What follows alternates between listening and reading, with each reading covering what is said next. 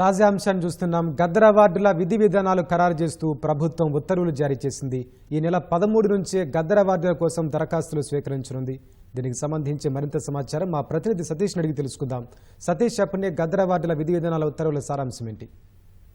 తెలుగు చలనచిత్ర పరిశ్రమకు సంబంధించి గద్దర్ అవార్డులు ఇవ్వాలని నిర్ణయించినటువంటి ప్రభుత్వం ఆ మేరకు ఎఫ్డీసీ ద్వారా రూపొందించినటువంటి విధి విధానాలను ఖరారు చేస్తూ కొద్దిసేపటి క్రితమే ఉత్తర్వులు జారీ చేసింది. దీనికి సంబంధించి ముఖ్యమంత్రి రేవంత్ రెడ్డి కూడా నిన్న ఆమోదం తెలిపినటువంటి అనంతరం జీవో నంబర్ 25 ద్వారా ఐఎన్సీఆర్ నుంచి ఈ ఉత్తర్వులను జారీ చేసింది. తెలంగాణ సినిమా రంగానికి విశేష సేవలు అందించినటువంటి పైడి జయరాజ్, కాంతారావు పేర్లపై ప్రత్యేక అవార్డులు ఇవ్వాలని, అదేవిధంగా ఇప్పటికే ప్రముఖ నటులు ఎం ప్రభాకర్ రెడ్డి పేరుపై ఉన్నటువంటి ప్రజాదరణ పొందిన చలనచిత్రానికి అవార్డును కొనసాగించాలని ప్రభుత్వం నిర్ణయించింది. అయితే గద్దర్ అవార్డులకు సంబంధించి గతంలో తెలంగాణ ప్రభుత్వం చలనచిత్రానికి సంబంధించిన అవార్డులు జారీ చేయకపోయిన నేపథ్యంలో పరిశ్రమ వర్గాలన్నీ కూడా కొంత అసంతృప్తి వ్యక్తం చేశాయి.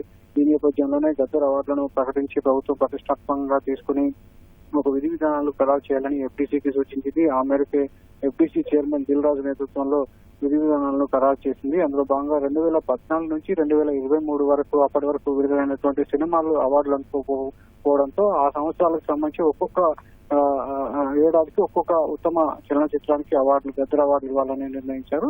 సో దీనికి సంబంధించినటువంటి ఈ దరఖాస్తులను ఈ నెల 13 నుంచి ఎఫ్డీసీ కార్యాలయంలో అందుబాటులో ఉంటాయి.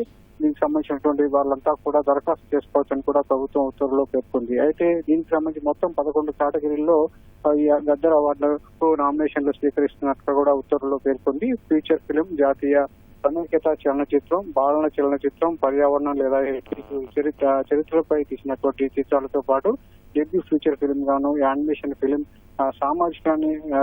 సమాజాన్ని ప్రభావితం చేసేటువంటి సినిమాలకు, అదేవిధంగా డాక్యుమెంటరీ ఫిలిం కు, షార్ట్ ఫిలిం కూడా గద్దర్ అవార్డులో కేటగిరీలో చేర్చింది.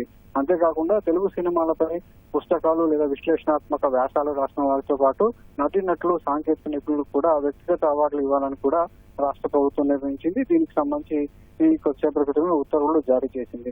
ఇక తర్వాత కూడా దీనికి సంబంధించి సినీ ప్రముఖులు కూడా అంతా దృష్టి సారించాలి.